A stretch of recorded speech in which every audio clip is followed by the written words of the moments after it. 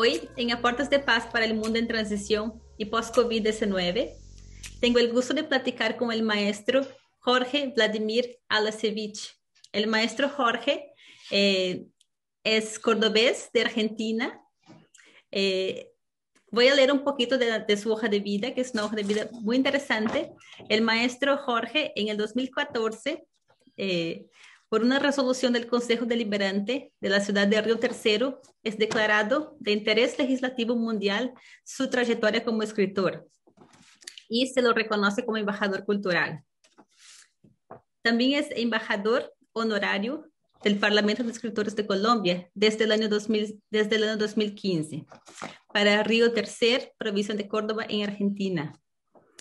En el 2015 fue nuevamente expositor del 13º Parlamento Nacional de Escritores de Colombia.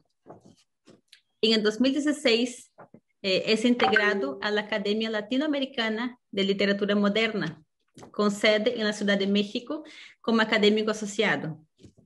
En 2016 también es reconocido en la ciudad de Orlando, en la Florida, con el reconocimiento mundial cultural César Vallejo por parte de la Unión Hispano-Mundial de Escritores.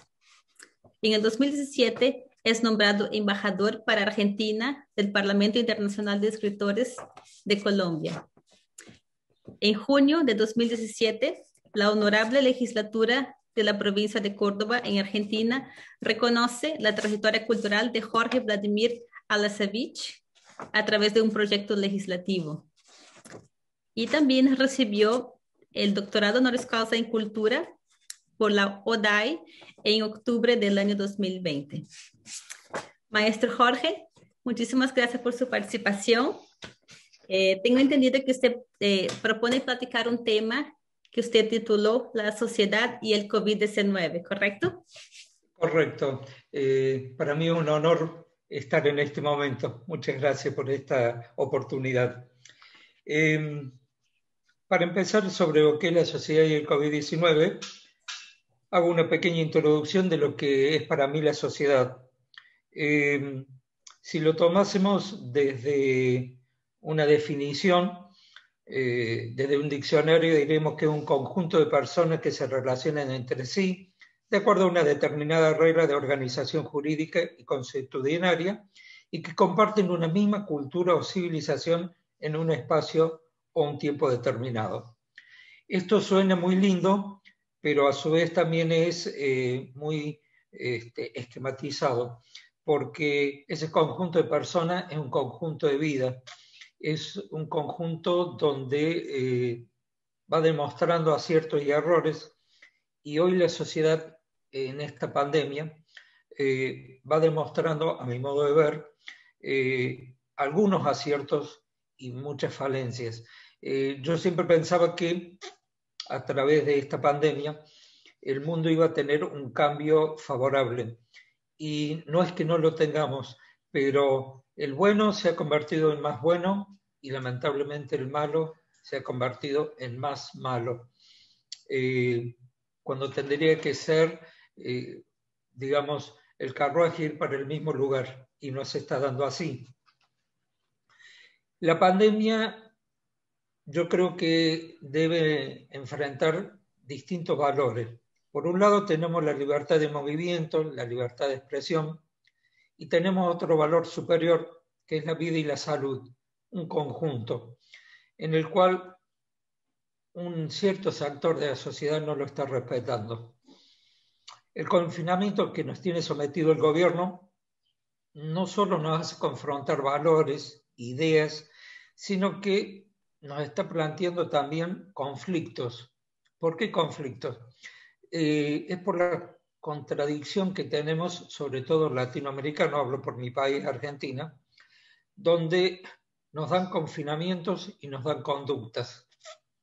A ese confinamiento no lo respetamos y nuestras conductas no coinciden con lo que quizás una parte del gobierno nos propone y una parte del pueblo lo tiene que disponer.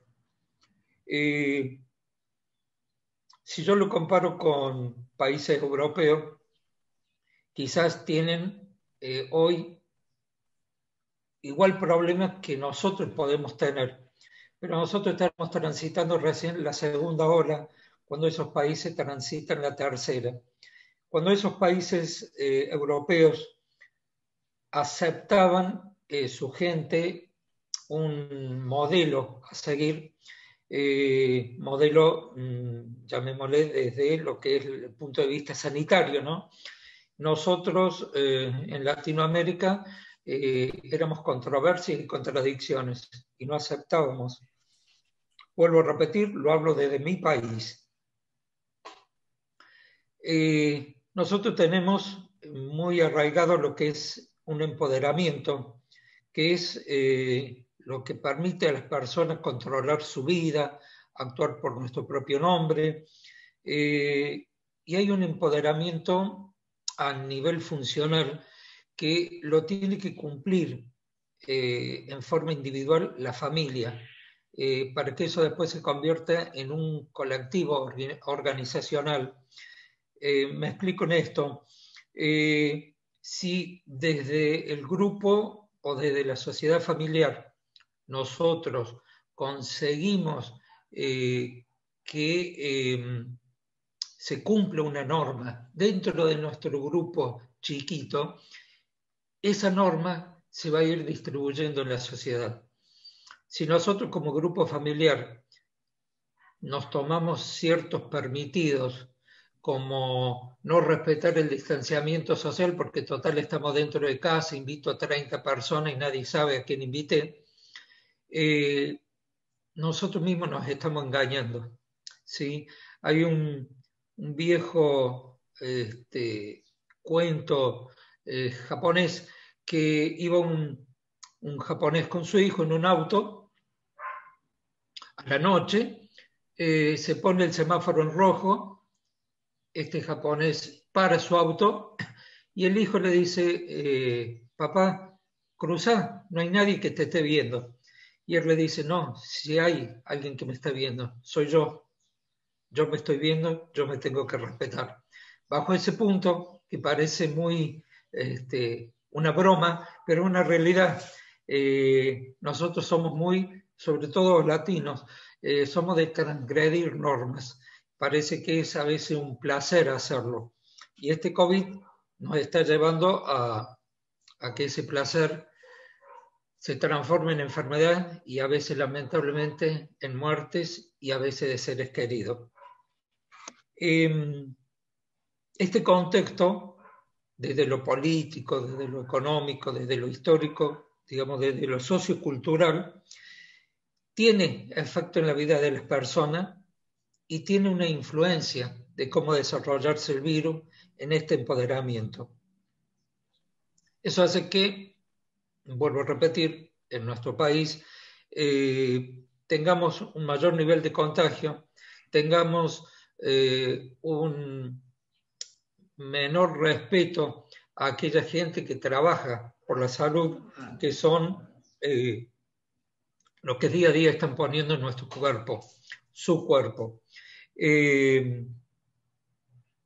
Ellos son riesgo de ser infectados y nosotros nos vamos a infectar, pero por nuestro descuido, por nuestra falta de respeto.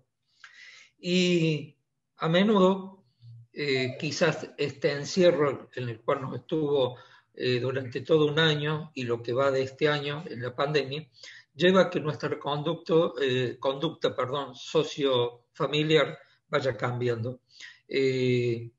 A veces ocurre familias que rompen esta estructura de respeto. Ha habido casos en mi país, en mi ciudad principalmente, de gente que se ha enfermado y que no ha transmitido una línea de con quién se contactaron y por qué se enfermaron. Y llegó a algo muy, muy doloroso, que fue como si la otra persona fuese un zombie. Lo tratábamos con violencia al que había sufrido la enfermedad, cuando en realidad el que sufrió el COVID necesita una ayuda, no necesita ser distanciado.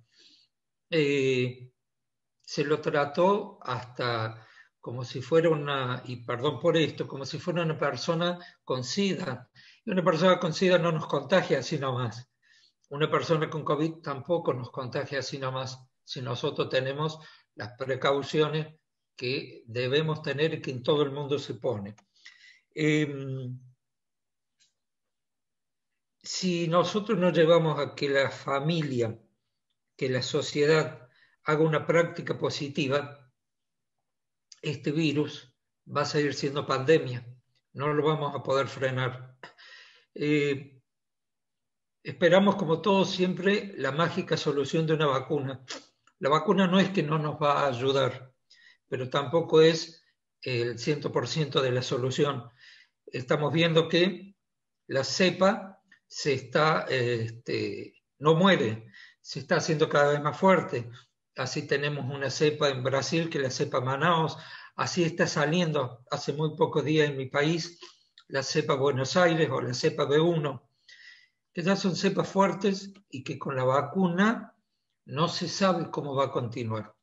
Entonces yo creo que tenemos que tener un poco de control en nuestra sociedad y en nuestra familia para aprender a convivir con este nuevo bichito que es el COVID-19. Y debemos tener en cuenta que existe como paradigma social, como paradigma político y económico, este virus, porque no solamente contagia lamentablemente a un grupo etario, lo elimina, lo mata, fallece gente con enfermedades preexistentes y ahora, ante un nuevo surgimiento, está muriendo gente que no tenía ningún tipo de enfermedad preexistente. Yo creo que esto también incide en lo económico. ¿Por qué? Porque las medidas que se toman, a veces desesperadas, a veces no, es el cierre total de la sociedad, de un pueblo, de una comunidad.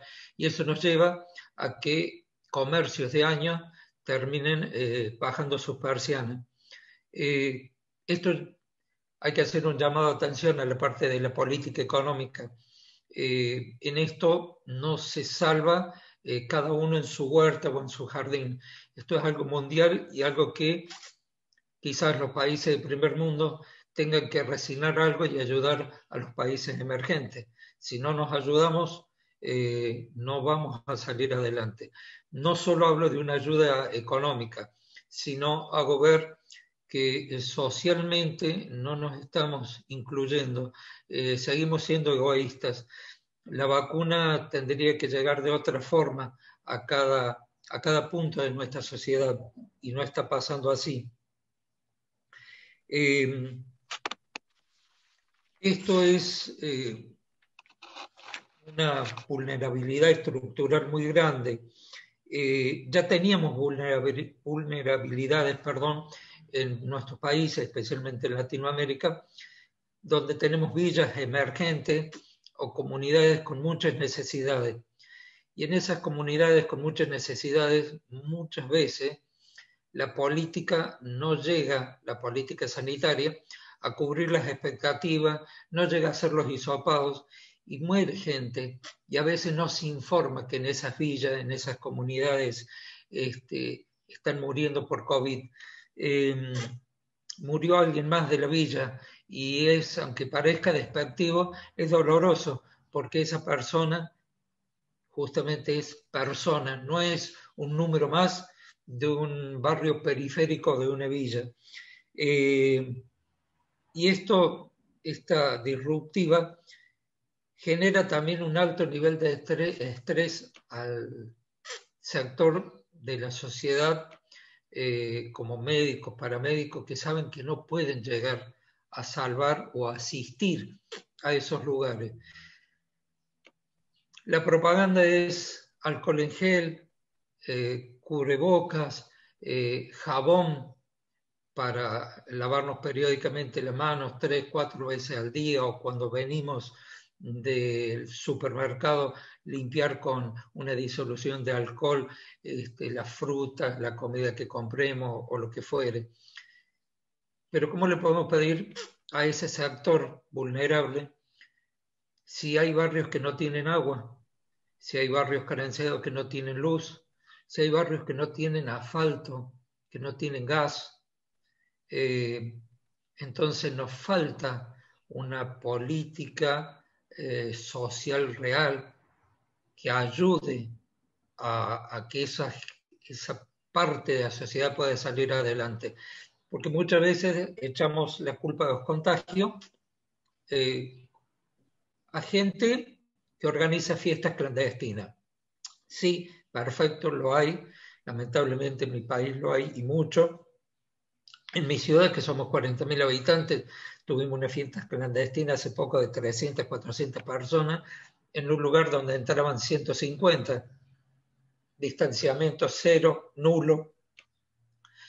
Ahora, ¿qué pasa con aquella gente que están hacinadas y en esos barrios carenciados, en una misma pieza está el baño, está la cama y está la cocina, donde en una misma pieza conviven papá, mamá y 8 hijos, donde a veces el papá no es el mismo siempre, ¿sí?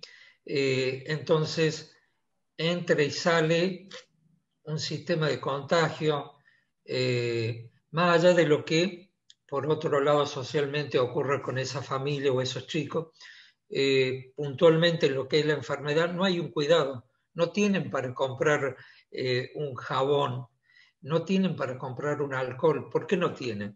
Y porque si compran un jabón no comen. Y la prioridad es agua y comida para los niños y lamentablemente no el jabón. Y a veces ha quedado aquí muy famoso en mi país una frase de un nene en una provincia del norte de nuestro país que se llama el Chaco. Ese nene en televisión dijo que él tenía hambre de agua. Hacía casi 6 meses que no sabía lo que era tomar un vaso de agua, que para nosotros es lo más normal, y hasta a veces somos tan problemáticos que el médico nos dice 3 litros de agua por día y nosotros creemos que es una barbaridad y estos nenes no tienen para tomar un vaso de agua en años.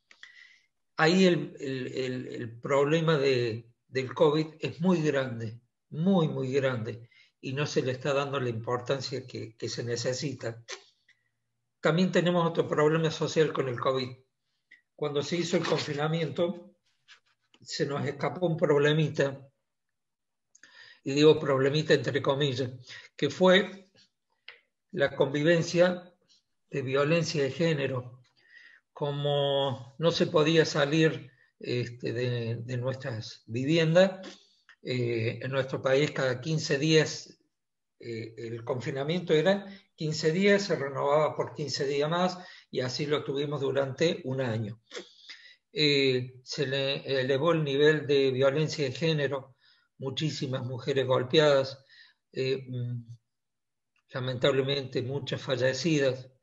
En países del norte la gente para comer generó la prostitución infantil en estos barrios periféricos.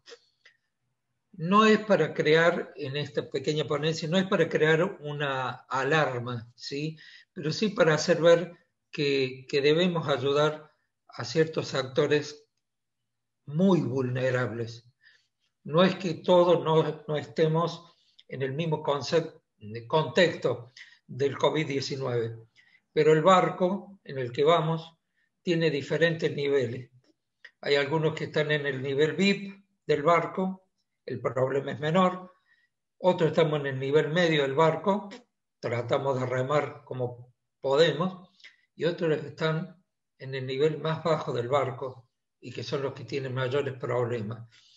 Y nosotros creemos, los políticos, creen que si tapamos eso, que no se vea, se acabó el problema. Y el problema va a continuar. Ya se está hablando desde Naciones Unidas, desde UNICEF, que va a haber en este año casi 47 millones de mujeres y niños en una situación muy, muy caótica, ¿no? Llevado justamente por este virus. situación que quizás antes venía por también una mala política social, pero es como que a través del virus se dejó de lado a este sector de mujeres y niños, a este sector de la sociedad, y se empezó a, ¿cómo podríamos decir? Se empezó a darle importancia a un sector que ante los medios de noticias es mejor vendible que muertes diarias, ¿sí? Se trató de sacar héroes que no es que no sean héroes, los personajes de la salud son superhéroes, pero también hay que tomar en cuenta que ellos estudiaron para eso, ellos tienen esa función. Que son héroes en la pandemia, sí lo son, pero déjenlo que estos héroes o superhéroes también empiecen a trabajar por este grupo etario que está muy golpeado y que son las villas miserias, como se les llamaba antes, o los barrios marginales, como se le dice ahora. Sabemos que pandemia en la historia hubo muchas, se me permite voy a nombrar algunas más puntuales. Todos evocamos la gripe española ya en el año 1918-1919. Tuvimos la gripe asiática en 1957, la de Hong Kong en 1968, el famoso SIDA, el VIH, desde la década del 80, la gripe porcina, la famosa AH1N1, que fue en el 2009. Después tuvimos el SARS, el ébola. Tuvimos un coronavirus en el 2015, que fue el MERS, y ahora tenemos lo que es el COVID-19. Es decir, que pandemias históricamente muchísimas. Habría que ver si a esta pandemia también no, en algunos lugares del mundo no se la ha politizado. En Latinoamérica sí se la ha politizado. ¿Por qué? Porque no se ve un plan económico, no se ve un plan de salud, pero no porque los médicos, paramédicos, enfermeros no trabajen, sino porque la política de turno no les da la ayuda y la importancia que necesitan. Entonces, si estamos mal de la salud, el problema es el COVID. Si estamos mal económicamente, el problema es el COVID. Si tenemos problemas de educación, el problema es el COVID. ¿Qué ha pasado a ser? El COVID es el bichito malo para la sociedad y el bichito, entre comillas, bueno para ciertos políticos. Creo que después de esto voy a necesitar renovar mi pasaporte e irme de mi país. Pero es lo que veo y es lo que se ve en toda Latinoamérica. Yo, a través de esto y para ir terminando, quiero hacer un pedido a lo que es una emergencia de salud pública. Un pedido no solo para mi país, sino para todo el mundo. Y yo soy un pequeño aportante en lo que es UNICEF y aldeas infantiles, y se ve lo que es la miseria humana, lo que le cuesta al chico, ya no es que le cuesta estudiar, le cuesta sobrevivir sus días. Y no solamente el COVID en esos lugares está matando a los niños y niñas en general. Lo están haciendo un montón de otras enfermedades endémicas por falta de políticas sanitarias, a pesar de que los humanos tenemos un lado muy lindo y es el ser solidarios. Creamos organizaciones, tratamos de ir adelante, pero ya no se puede solamente con un grupo de gente solidaria, se necesita una ayuda humanitaria.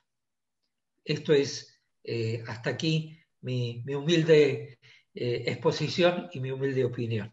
Muchas gracias. Gracias a usted, maestro Jorge. Usted bueno, ha expuesto lo que en verdad podríamos decir que es casi la realidad global. Casi todos los lugares, quizás con algunas pequeñas excepciones, están en este problema, ¿verdad? Es como una cadena que que ha ocasionado todo un círculo de problemas. Entonces, pero le hago una pregunta. Si Sí, tuviéramos que, aparte de la ayuda humanitaria que digamos, podría aportar, ¿en qué podríamos enfocarnos para tratar de solucionar eso, pero de una manera, digamos, que realmente aporte y sea sostenible en el tiempo? La ayuda humanitaria puede servir temporalmente, pero ¿qué podemos hacer desde su opinión? Que la sociedad debería enfocarse a una solución. ¿Cuál sería la principal punto para solucionar, digamos, esta cadena de problemas que el COVID yo, solamente ha hecho evidenciarse más? yo creo que nos tenemos que enfocar en dos puntos: salud y educación, no solamente con dinero, ¿sí? Está bien, el dinero nos va a ayudar a que consigamos mayor alcohol en gel, consigamos mayores barbijos, pero también yo creo que hay un gran problema en lo que es el aporte del dinero. Si no tenemos un grupo de gente que realmente maneje ese dinero como debe de ser, no vamos a llegar nunca a nada, ¿sí?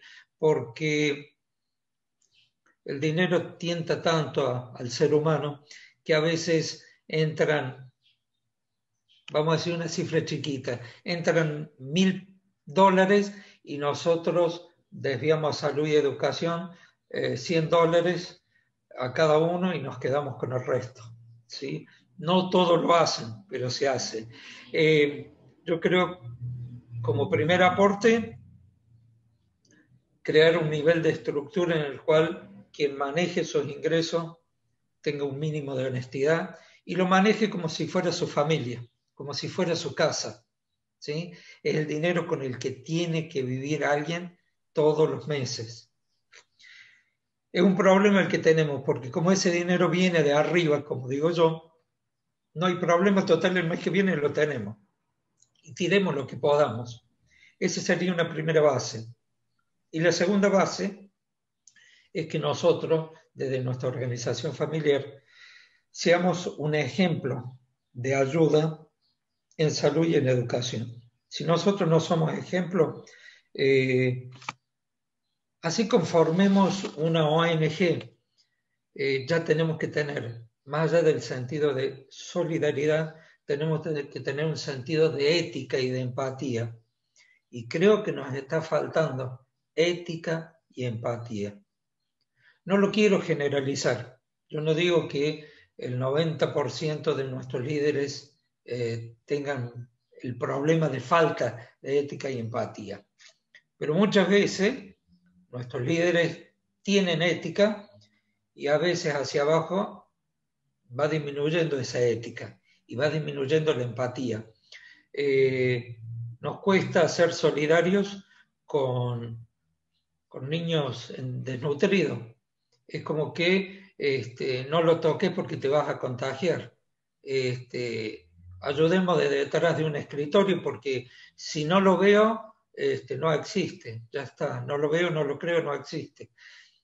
Nos hace falta empatía, solidaridad y una mayor educación y reestructuración para ayudar a la gente, sobre todo en una pandemia. Hemos perdido la ética, ¿sí?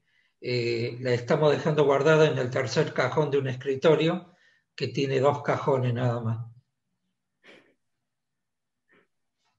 Eso es lo que yo veo, ¿no?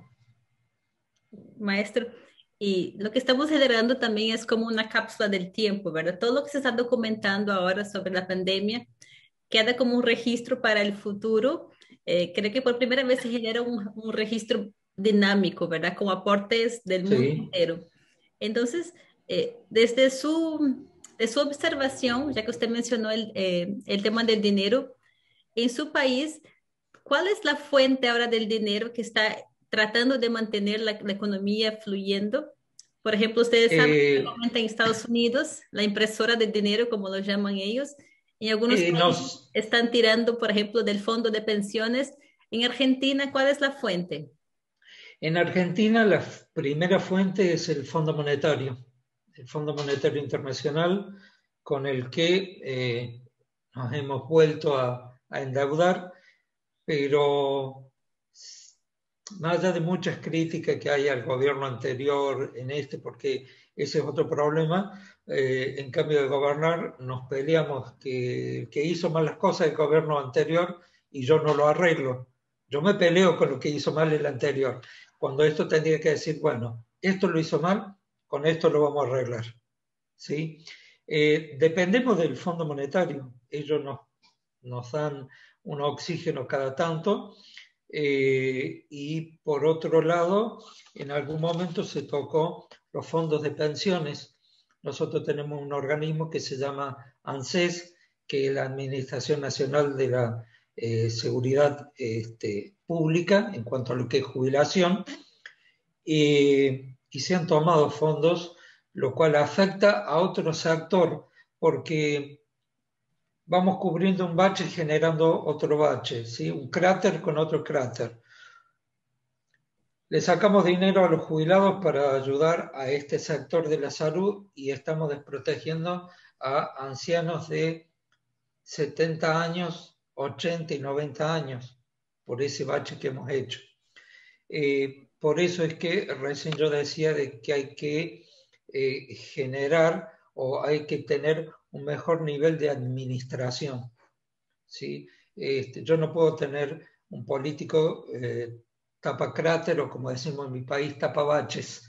Yo necesito que los dos estén bien. Que le vamos a deber a Estados Unidos, sí, es cierto, y quizás sea una deuda impagable, pero es por eso también que yo creo que en esta pandemia hay países que no han entendido que es pandemia, porque esto ya es mundial. La misma palabra pandemia es que es algo que afecta a todo el mundo con este virus. Y yo creo que hay países, como el caso de Estados Unidos, que está bien, hace su negocio, presta dinero, uno presta dinero y tiene que generar el interés de que le devuelva el dinero. Pero creo que en algún momento países fuertes van a tener que hacer una ayuda económica que va a ir a un tarro, es decir, que no van a tener una devolución de esa ayuda económica. No solamente lo digo de países latinoamericanos, ¿no? Hablo también de países como África o Sudáfrica, países como Egipto, donde va a haber necesidad de ayuda económica, pero sin devolución de esa ayuda. Y ahí está el problema del que yo hablaba recién. Si no hay honestidad, ese fondo que no va a ser devuelto va a quedar en el bolsillo de alguien en el camino.